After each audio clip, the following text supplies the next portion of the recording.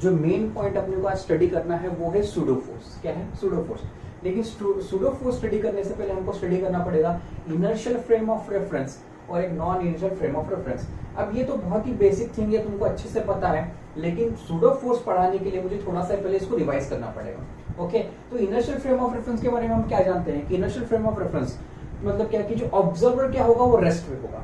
ठीक है, पहले तो मैं सिर्फ तुमको बता देता हूं और इसको एक्सप्लेन भी करूंगा। ऑब्जर्वर रेस्ट पे, अभी मान लो कि यहाँ पे ध्यान दो थोड़ा सा कि एक पर्सन है, ठीक है, वो रोड के साइड पे खड़ा है और यहाँ पे एक व्हीकल है, हाँ, और व्हीकल के अंदर एक पर्सन है। ठीक है, इसका नाम मैं बी दे देता हूँ, इसका नाम मैं ए दे देता हूँ। ठीक है, तो ये है हमारा ऑब्जर्वर। मतलब ये जब ऑब्जर्वर इसको देखेगा तो ये फ्रेम ऑफ रेफरेंस को बोलेंगे हम इनर्शियल फ्रेम ऑफ रेफरेंस। मतलब इनर्शियल फ्रेम ऑफ रेफरेंस के लिए क्या क्या जरूरी होना चाहिए? सबसे इंपॉर्टेंट थिंग कि ऑब्जर्वर भाई रेस्ट में होना चाहिए। कैसा होना चाहिए? रेस्ट में होना चाहिए। दूसरी थिंग, अगर वो रेस्ट में है तो ऑटोमेटिकली उसका एक्सेलरेशन भी क्या होगा? जीरो होगा। ये तो कुछ नहीं बात नहीं। और वो क्या करना चाहिए? न्यूटन का लॉ फॉलो करना चाहिए।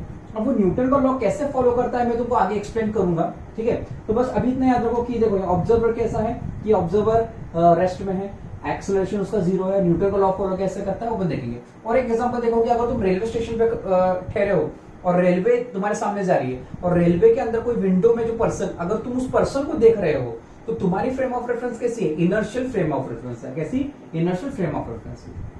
अब उसी तरह से देखते हैं कि non inertial frame of reference क्या है। अभी मैंने तुमको जैसे एग्जांपल दिया कि एक रेलवे स्टेशन पे तुम खड़े हो और रेलवे तुम्हारे सामने से जा रही है और उसके अंदर एक पर्सन बैठा हुआ है, तुम उस पर्सन को देख रहे हो। ठीक है, तो ये कौन सा हो गया था? Inertial frame of reference. तो non inertial frame of reference क्या होगा कि अगर तुम उस रेलवे में उस पर्सन के सामने जाके बैठ गए, तुम उस रेलवे में चले गए। अब पहले तो तुम क्या करते, उस पर्सन को रेलवे के डिब्बे के अंदर देख रहे थे, अब तुम खुद उस डिब्बे के अंदर चले गए, तो इस फ्रेम ऑफ रेफरेंस को अपन बोलेंगे non inertial frame of reference. क्या बोलेंगे? Non inertial frame of reference. या तो मान लो कि ये पर्सन इस कार के अंदर आ गया। अब जब ये पर्सन इस कार के अंदर आ गया तो दोनों भी एक दूसरे को कैसे दिखाएंगे? रेस्ट में दिखाई देंगे। तो इस फ्रेम ऑफ रेफरेंस को क्या बोलेंगे? Non inertial frame of reference. तो नॉन इनर्शियल रेफरेंस में क्या होता है कि ऑब्जर्वर कैसा होता है? मूविंग होता है। जब तुम रेलवे स्टेशन पे खड़े थे तो तुम रेस्ट में थे, लेकिन तुम ट्रेन चलते हुए ट्रेन के अंदर चले गए तो तुम्हारे पास भी क्या आ गया? मोशन आ गया ना। तो उस फ्रेम ऑफ रेफरेंस को क्या बोलेंगे? Non inertial frame of reference. अब देखो ट्रेन चल रही है तो ट्रेन के पास एक्सेलरेशन होगा, तो ट्रेन के पास एक्सेलरेशन होगा तो तुम्हारे बॉडी को भी एक्सेलरेशन आ जाएगा, तो वहां पे एक्सेलरेशन जीरो नहीं होगा। और तीसरी important thing, it does not follow the Newton law.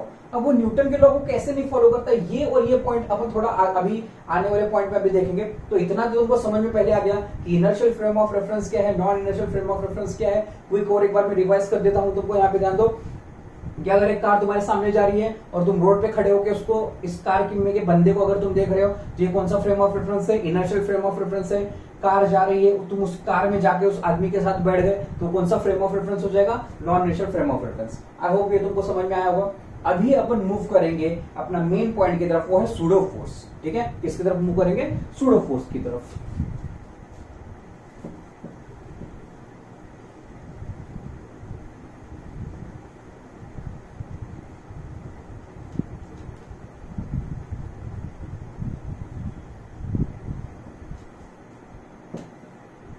Okay, अब यहाँ पे ध्यान देना, मेन टॉपिक अपना ये है सूडो फोर्स। ठीक है, तो सूडो फोर्स को बहुत से बुक्स में क्या क्या डिफाइन किया गया है? It is a false force, it is a fake force, ठीक है, it is a imaginary force. बहुत से तुमको बुक्स में बस इतना मिल जाएगा, it is a false force, is a imaginary force, लेकिन उसका डिटेल एक्सप्लेनेशन तुमको बहुत कम बुक्स में मिलेगा। तो यहाँ पे ध्यान देना कि सूडो फोर्स होता क्या है, वो कैसे काम करता है और वो कहाँ पे एप्लीकेबल होता है, पूरा अपन डिटेल इसमें एक्सप्लेनेशन में देखेंगे। और सूडो फोर्स की जरूरत क्यों पड़ी? ठीक है, तो देखो पहले न्यूटन के जो लॉस थे, वो न्यूटन ने जब अपने लॉ डिराइव किए तो न्यूटन के लॉ तो सब एप्लीकेबल हो रहे थे, लेकिन एक पॉइंट ऐसा आ गया कि वहां पे न्यूटन का लॉ फेल हो गया। ठीक है, क्या हो गया? न्यूटन का लॉ फेल हो गया। तो इस लॉ को ओवरकम करने के लिए उसने एक मेथड ढूंढा, वो तो क्या था? Pseudo force. अब वो लॉ कैसे फेल हुआ, फिर न्यूटन ने उसको कैसे ओवरकम किया, ये सब अपन चीजें इसमें यहाँ पे देखने वाले हैं। ओके, अब यहाँ पे ध्यान देना सूडो फोर्स पे। ये मान लो कि अपने को एक लिफ्ट दी गई है, ठीक है, और लिफ्ट ऊपर जा रही है विद एक्सेलरेशन ए के साथ। किसके साथ? एक्सेलरेशन ए के साथ। यहाँ पे एक स्ट्रिंग पे मैंने क्या कर दिया? एक मास को अटैच कर दिया, जिसका मास क्या बोला मैंने? कैपिटल एम, ऐसे मान लो। ठीक है, और यहाँ पे मेरे पास एक ऑब्जर्वर है। क्या है? ऑब्जर्वर है। ऑब्जर्वर कहाँ पे खड़ा है? ग्राउंड पे खड़ा हुआ है। और लिफ्ट क्या जा रही है? ऊपर जा रही है विद एक्सेलरेशन ए के साथ। अब जब ये ग्राउंड पे खड़े रहेगा, इस आदमी को, लिफ्ट को देखेगा और इसके अंदर के इस मास को देखेगा, तो ये उसको मास कैसे दिखाई देगा? ऊपर जाते हुए दिखाई देगा। ओके, तो अब इस मास पर क्या क्या फोर्स एक्ट होंगे? एक तो इसको मैंने स्ट्रिंग से बांधा है, तो इसके अंदर भाई डेफिनेटली टेंशन डेवलप होगा, इस बॉडी का वेट नीचे जाएगा। ओके, हाँ या ना? और ये लिफ्ट कैसे जा रही है? एक्सेलरेटेड मोशन से ऊपर जा रही है, मतलब इसके अंदर एक्सेलरेशन एक्ट हो रहा है। अगर एक्सेलरेशन एक्ट हो रहा है तो उसमें न्यूटन का सेकंड लॉ एप्लीकेबल होगा।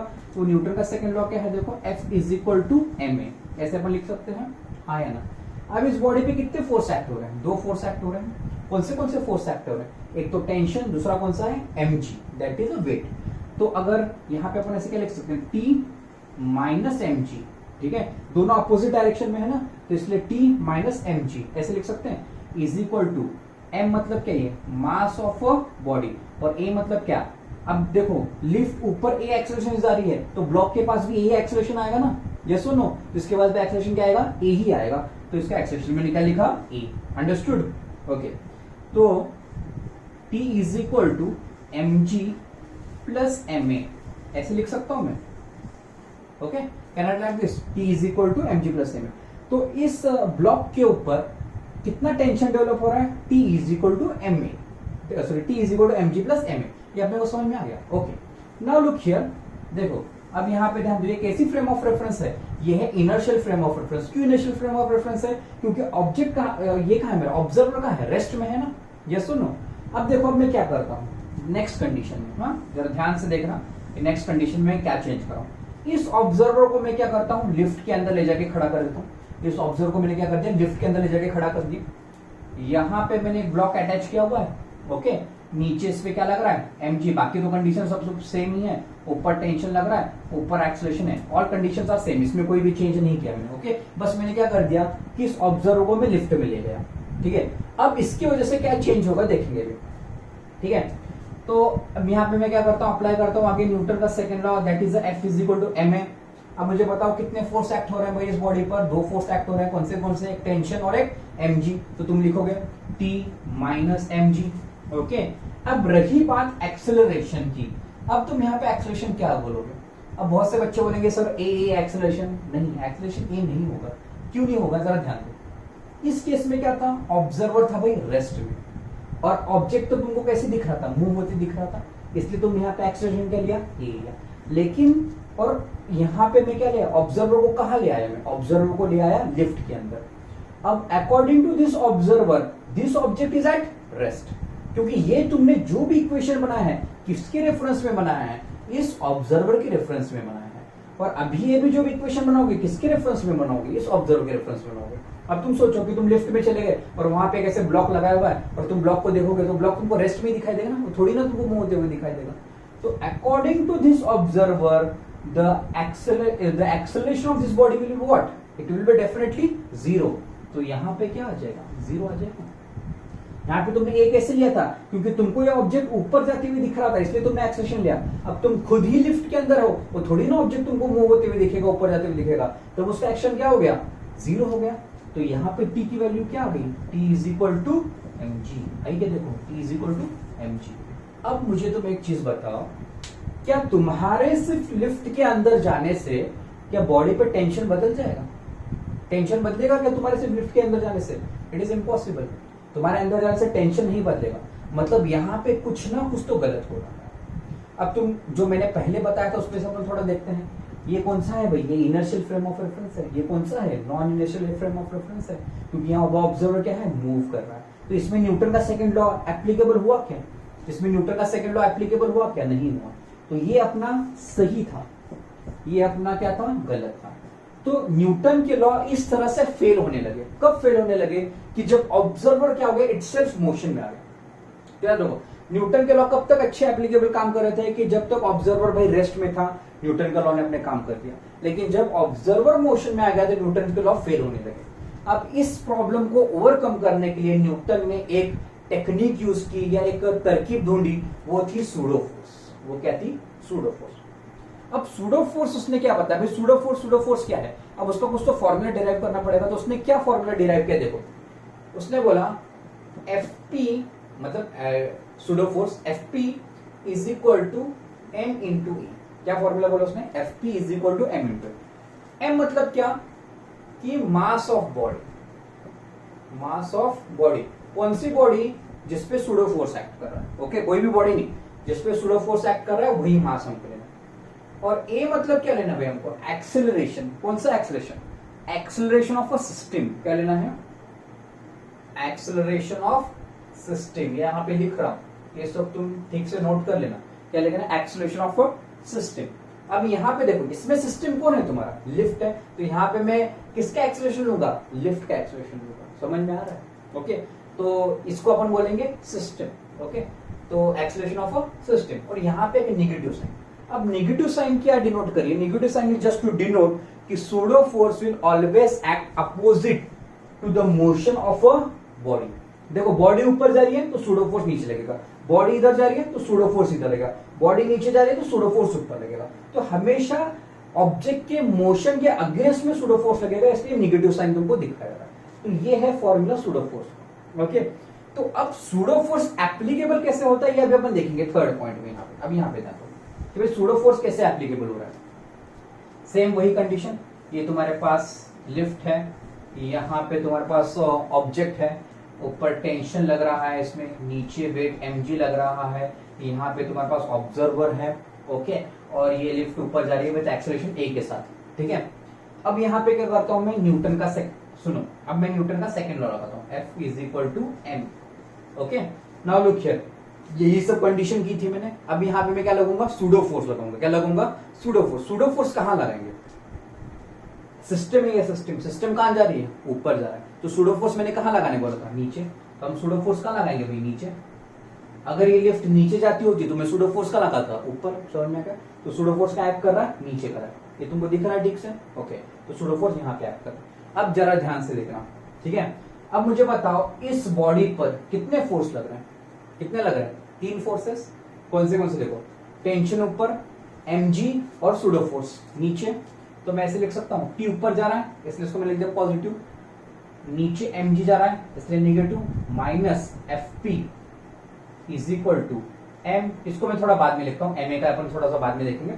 तो ये तो बराबर हो गया। तो T minus mg, what is a Fp? Fp मतलब क्या? मास of body. Mass of body, इसका मास कितना है? m। और a मतलब एक्सेलरेशन। क्या बोला था मैंने? Acceleration of a system. यहाँ पे एक्सेलरेशन ऑफ सिस्टम मतलब इसका लिफ्ट का एक्सेलरेशन लेना है, m इंटू ए। करेक्ट? यस और नो? इज इक्वल टू, अब जरा देखो अगेन, यहां से लेके यहां तक अपन जो भी अपने इक्वेशन बना रहे हैं किसके रेफरेंस में बना रहे हैं? ये आदमी के रेफरेंस में बना रहे हैं। यहाँ पे मैंने इसके रेफरेंस में बनाया था, यहाँ पे मैंने इसके रेफरेंस में बनाया था। ये जब आदमी इस लिफ्ट को देख रहा था तब इसका एक्सेलरेशन क्या था? ए था। ये जब आदमी यहाँ पे इसको एक्सेलरेशन देख रहा था तब इसका एक्सेलरेशन क्या बोला था? मैं 0। अभी भी ये आदमी का है लिफ्ट के अंदर है, तब ये जब आदमी इसको देख रहा है तब उसको रेस्ट में दिखाई दे रहा है ना, क्या मूव करके दिखा रहा है? नहीं, रेस्ट में दिख रहा है। तो यहाँ पे इसका एक्सेलरेशन में क्या लिखूंगा? 0। ये समझ में आ रहा है कि इसमें कंफ्यूज मत होना। एक्सेलरेशन क्यों 0 है? क्योंकि मैं लिफ्ट में हूं और मुझे तो वो क्या दिख रहा है? रेस्ट में दिख रहा है, तो इसका एक्सेलरेशन क्या हो जाएगा? 0। अब इसको तुम शिफ्ट करो जब, तो T is equal to mg plus ma। अब देखो, ये देखो इक्वेशन, ये देखो इक्वेशन, दोनों सेम आ रहे हैं। तो ये न्यूटन ने क्या किया? एक टेक्निक यूज की कि जो अपने रिजल्ट्स फेल हो रहे थे या जो अपने लॉस फेल हो रहे थे उसको ओवरकम करने के लिए उसने टेक्निक यूज किया और उसको आंसर बराबर मिल गया। तो सूडो फोर्स कहां पे यूज होता है? कि जब ऑब्जर्वर क्या हो? मोशन में हो, तब अपने को सूडो फोर्स लगाना पड़ता है, क्योंकि वहां पे न्यूटन के लॉ फेल हो रहे थे। यहाँ पे न्यूटन का लॉ एप्लीकेबल हो गया तो यहाँ पे कोई दिक्कत नहीं। यहाँ पे न्यूटन का लॉ फेल हो गया तो उसने एक टेक्निक यूज की, वो किया सूडो फोर्स, और उससे उसका ये आंसर बराबर आ गया। अब देखो, दोनों भी तरफ आंसर सेम आ गया। मतलब आदमी लिफ्ट में जाने की वजह से टेंशन में कुछ फर्क नहीं पड़ेगा। यहाँ पे तुमको टेंशन में फर्क दिख रहा है, यहाँ पे कोई टेंशन में फर्क दिख रहा है? नहीं। ये दोनों क्या हो गए? लॉ एप्लीकेबल हो गए। ओके, अब इस पे अपन एक न्यूमेरिकल लेंगे फटाफट। देखो यहाँ पे ध्यान दो,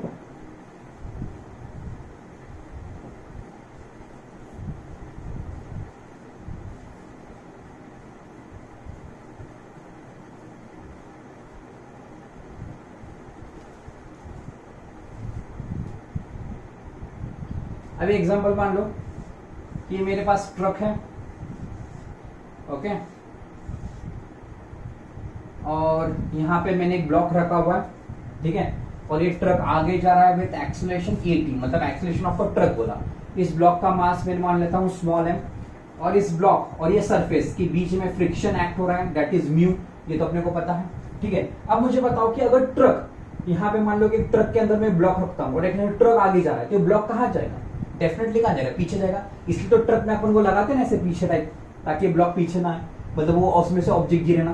तो इसलिए मैंने यहाँ पे क्या है, यहाँ पे मैंने ऑब्जेक्ट रखा है। तो अपने को पता है कि ट्रक आगे जा रहा है तो ब्लॉक पीछे जाएगा। अब ब्लॉक पीछे क्यों जा रहा है? Because of a pseudo force. किसकी वजह से जा रहा है? Pseudo force. तो अब इस क्वेश्चन में अपने को क्या दिया है? ऐसा क्वेश्चन है, देखो बहुत से बुक्स में अवेलेबल है। इसमें कहा गया है कि ट्रक आगे जा रहा है, ब्लॉक पीछे जा रहा है, तो ब्लॉक कितने एक्सेलरेशन से पीछे जा रहा है ये निकालो, ऐसे उनको कहा जाएगा।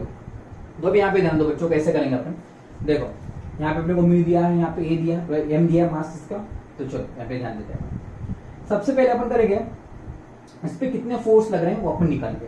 पहले मैं इसका फ्री बॉडी डायग्राम निकालता हूँ। ये है सरफेस ऑफ अ ट्रक, यहाँ पे मेरे पास ब्लॉक है, इन दोनों के बीच में mu coefficient of friction act हो रहा है, और यहाँ पे ठीक है पीछे एक्ट क्या होगा? Pseudo force. क्या एक्ट होगा? सूडो फोर्स, क्योंकि ट्रक आगे जा रहा है तो पीछे क्या लगेगा? Pseudo force. अब ये जब इसका पीछे मोशन हो रहा है तो इधर की तरफ कौन सा लगेगा फोर्स? वो लगेगा फ्रिक्शन, ताकि इसको मूव करने नहीं देगा ना। तो इधर लगेगा भाई friction, that is F, small F से फ्रिक्शन को हम डिनोट करते हैं। बराबर है, इतना तो सबको समझ में आ रहा है। ब्लॉक कहाँ जा रहा है? इधर, तो इसका एक्सेलरेशन कितना होगा? इधर। मैं इसको ए बी से लिखता हूँ, the acceleration of a block. समझ में आ रहा है सबको? ठीक है, चल तो अभी देखते हैं। इसका अपन न्यूटन का सेकंड लॉ से बनाते हैं। न्यूटन का सेकंड लॉ है F is equal to M A. कितने फोर्स लग रहे हैं भाई इस पे? 2 फोर्स लग रहे हैं। एक्सेलरेशन इधर है तो मैं ऐसे लिखूंगा F T minus F is equal to M into A. Is it right और रॉन्ग? एफ पी मतलब क्या? Pseudo force. सूडो फोर्स का फॉर्मूला क्या बताया था? लिखा था अपन ने एम इंटू ए, मतलब किस सूडो फोर्स इस पे लग रहा है, so mass of a body. And मैंने एक्सेलरेशन किसका बोला था? आपने को लेना है एक्सेलरेशन ऑफ अ सिस्टम। यहाँ पे सिस्टम कौन है? ट्रक। और एक्सेलरेशन ऑफ सिस्टम क्या है? 80। तो मैंने 80 लिखा, सही, माइनस म्यू। फ्रिक्शन का फॉर्मूला पता है तुमको, म्यू इंटू एन, ये तो पता होगा।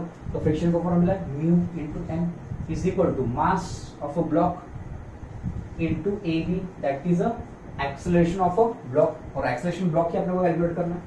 अब यहाँ पे ध्यान दो, m into 80 minus mu, n मतलब क्या? mg is equal to m into A B, ये पता है। सब में से m m कैंसिल हो जाएगा, बच्चा अपने पास 80 minus mu G is equal to A B. तो एक्सेलरेशन ऑफ ब्लॉक मिल गया तुमको एज में। सो ये टेक्निक है एक्सेलरेशन ऑफ ब्लॉक निकालने की। यहाँ पे भी सूडो फोर्स एक्ट किया। ठीक है, आई होप यू अंडरस्टूड दिस। ठीक है, क्लियर हो गया? चलो अभी और एक अपन न्यूमेरिकल देखेंगे इस पर।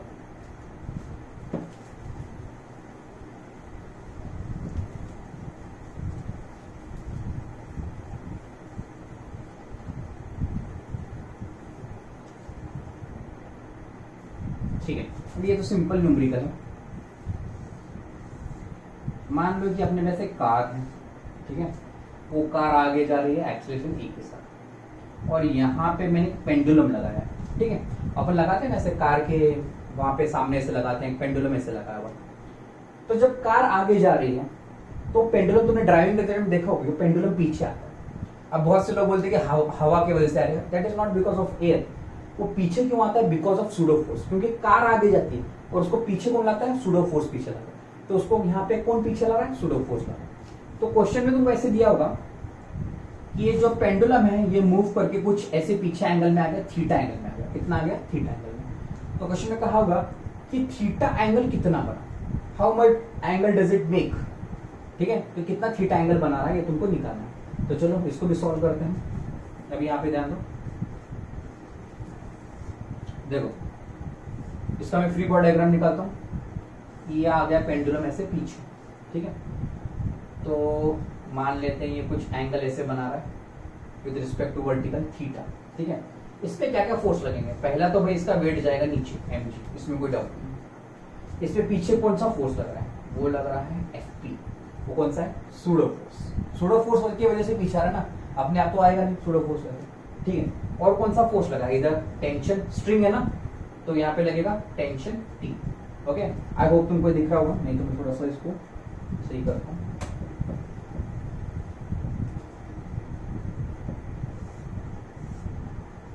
Now it is clear. यहाँ पे लग रहा है टेंशन टी। अब टी देखो कैसे है, इंक्लाइंड है, तो टी के हमको दो कंपोनेंट्स बनाने पड़ेंगे। एक तो जाएगा कंपोनेंट ऐसा, एक जाएगा ऐसा। तो भाई ये थीटा है, तो इसका अल्टरनेट एंगल ये थीटा बन जाएगा, सही है। तो टी के दो कंपोनेंट्स बन जाएंगे, ऊपर क्या है, ये इधर थीटा है, तो ये बन जाएगा तुम्हारा टी कॉस थीटा, ये बन जाएगा तुम्हारा टी साइन थीटा। बस अब खत्म। सूडो फोर्स अपन क्या लिखेंगे, सूडो फोर्स का क्या फॉर्मूला अपना, m इंटू ए। इसका मान लो कि मास इस पेंडुलम का कितना है, m है, तो यहाँ पे लिखूंगा मैं m, और एक्सेलरेशन ऑफ अ कार कितना है, a। मैंने बोला था acceleration of a system a लेना है, सूडो फोर्स का फॉर्मूला ले सकता हूँ मैं। बस हो गया, अब खत्म। अब देखो t इज इक्वल टू क्या है, t sine theta is equal to m into a, और t cos theta is equal to क्या है, mg। तो अब यहाँ पे ध्यान दो, T T cancel, M M cancel, तो sine by cos tan theta is equal to a by g। तो इसमें से हम लिख सकते हैं theta is equal to tan inverse of that is a by g। खत्म। देखो आ गया आंसर। ये बहुत से बुक में तुमको मिल जाएगा क्वेश्चन। Okay, understood. अभी और एक दो क्वेश्चन लेंगे अपन, यहाँ पे ध्यान दो। अभी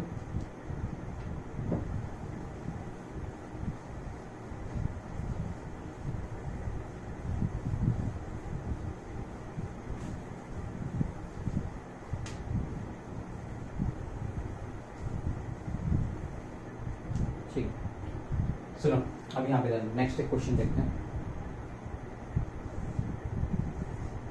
ये एक वेज दिया गया है तुमको, ठीक है, और इस वेज के ऊपर एक ब्लॉक रखा हुआ है। ओके, नाउ लुक हियर, और यहाँ पे, और मैंने लिखा फ्रिक्शनलेस सरफेस है। कैसा है, फ्रिक्शनलेस सरफेस। यहाँ पे एक फोर्स लग रहा है F, ठीक है, ये एंगल थीटा। अब थोड़ा सा ध्यान देना, क्वेश्चन में कहा गया, ये क्वेश्चन तुमको एचसी वर्मा में मिलेगा, डीसी पांडे में मिलेगा।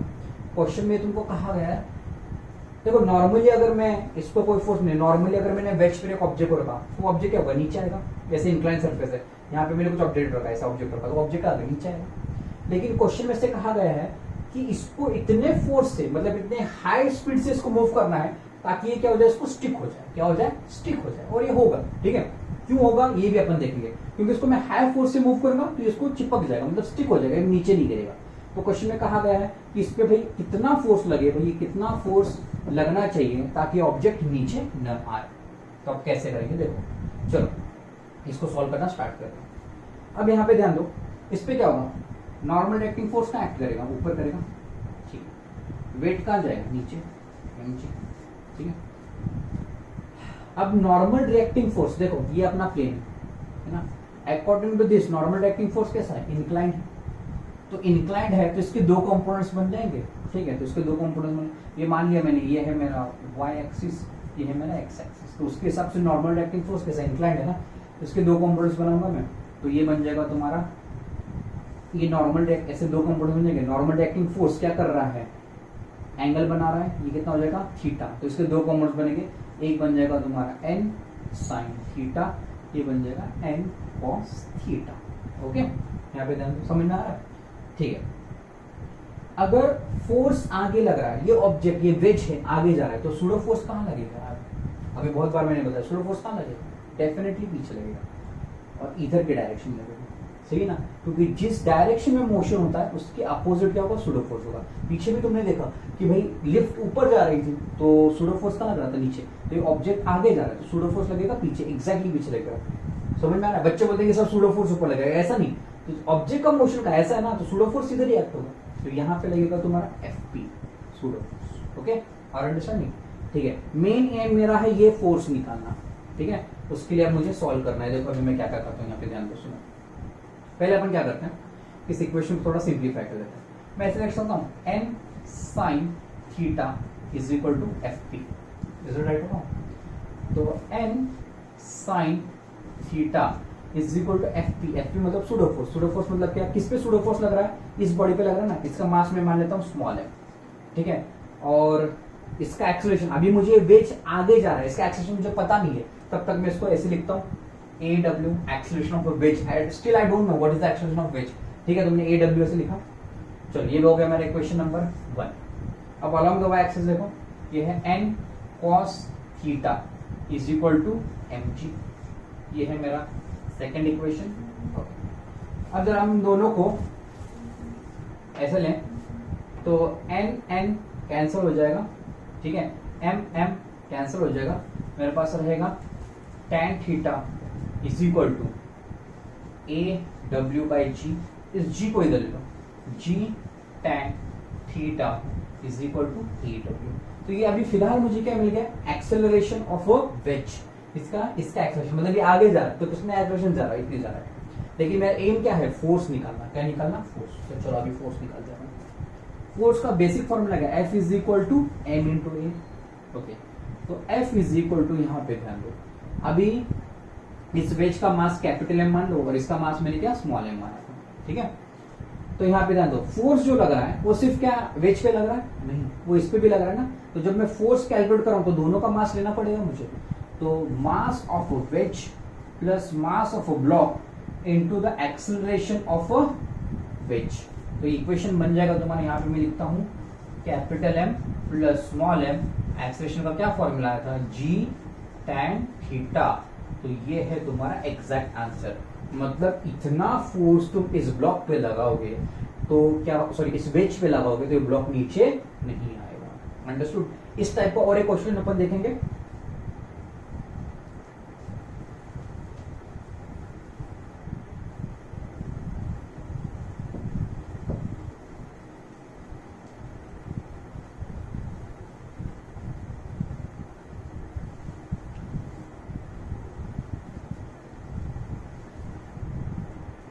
ठीक है, लास्ट क्वेश्चन अपन देखते हैं।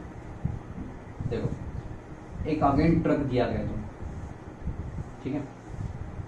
अब तुमने बहुत से बार देखा होगा अपन ट्रैवलिंग कर रहे हैं और एक सडनली एक लीफ आके अपने विंडशील्ड पर, मतलब अपनी जो कांच रहती है गाड़ी की उस पर आके चिपक जाता है, या पेपर आके उस पर चिपक जाता है, ठीक है। वो पेपर जब तक गाड़ी चलती रहती है वो चिपकता रहता है, लेकिन गाड़ी अपने रोक दो पेपर ऐसे नीचे आ जाता है, होता है। तो उसी तरह से अपन क्या लेंगे, एक ट्रक जा रहा है, ठीक है, 80 एक्सीलेटर, सॉरी अभी अपने पता नहीं है, एक्सेलरेशन अपने एक्चुअली निकालना है। एक ट्रक जा रहा है और क्या हो गया है कि एक ब्लॉक आके इसको स्टिक हो गया है। क्या हो गया, स्टिक हो गया है। ऐसे जा रहा था और एक ब्लॉक आके इसको स्टिक हो गया, ठीक है। तो क्वेश्चन में अपने को ये कहा गया, क्वेश्चन अवेलेबल है, तुम देख सकते हो बुक में, कि कितने एक्सेलरेशन से ट्रक को आगे जाना पड़ेगा ताकि ब्लॉक क्या रहे, इसके साथ स्टिक रहे, मतलब इसके साथ चिपक के रहे। क्योंकि जैसे ही ट्रक रुक गया या एक्सेलरेशन का कम हो गया तो ब्लॉक नीचे गिर जाएगा। तो how much acceleration should truck maintain so that this block will remain in contact with the truck. Okay, तो यहाँ पे मुझे क्या करना है, इस ट्रक का एक्सेलरेशन निकालना है। तो भाई चलो, तो यहाँ पे मुझे चाहिए 80 the acceleration of a truck. तो कैसे करेंगे, देखो अब यहाँ पे ध्यान देना, ये जो है ऑब्जेक्ट का वेट कहाँ जाएगा भाई, नीचे जाएगा, इसमें तो कोई डाउट नहीं। भाई अब ये नीचे गिर रहा है तो इसको रोकने के लिए ऊपर कौन सा फोर्स लगेगा, वो लगेगा तुम्हारा, कौन सा लगेगा बोलो, फ्रिक्शन फोर्स। कौन सा लगेगा, फ्रिक्शन फोर्स, ये तो अपने को पता है, ठीक है। अब ये जब आगे जा रहा है, ठीक है, तो पीछे क्या लगेगा, सूडो फोर्स एफपी, बोलो हाँ या ना, ठीक है। अब अपन इसमें से एक्सेलरेशन ऑफ अ ट्रक निकालेंगे। देखो कैसे करेंगे, देखो सुनो, we know F is equal to mg, right? Now as you know that F मतलब क्या, mu into n is equal to mg, correct? अब यहाँ पे ध्यान देना, सुनो अब मजा देखो, हमेशा अपने को एक दिमाग में बैठ गया है कि n is equal to mg, हम हमेशा ऐसे ही लिखते हैं। अब यहाँ पे ध्यान दो, नॉर्मल एक्टिंग फोर्स कहाँ लगेगा तुम बताओ मुझे, ब्लॉक क्या है ना, तो ब्लॉक का कांटेक्ट इसके साथ हो रहा है। हमेशा अपन क्या देखते हैं, ये तुम्हारा सरफेस होता है, ये तुम्हारा ब्लॉक होता है, तो mg नीचे जाता है तो तुम नॉर्मल रिएक्टिंग फोर्स ऊपर लेते हो। अब ब्लॉक का कांटेक्ट इसके साथ हो रहा है तो नॉर्मल रिएक्टिंग फोर्स कहाँ लगेगा, इधर लगेगा ना, सही है ना। ओके, तो I hope you understood this. तो नॉर्मल रिएक्टिंग फोर्स कितना हो जाएगा, mu n is equal to क्या है, fp। fp मतलब क्या, मैंने क्या बोला था, fp मतलब क्या, m mass of a block, इसका मास में स्मॉल m मानता हूं, और acceleration of a truck that is 80 acceleration of truck, और मुझे वही निकालना है। मैंने बोला था pseudo force mass into acceleration of a system, यहाँ पे सिस्टम कौन है, truck, 80 is equal to m into G, m cancel, मुझे अभी भी क्या चाहिए, acceleration of truck 80 is equal to g by mu, मिल गया मुझे एक्सेलरेशन। तो this is the answer. I hope you understood this. Okay.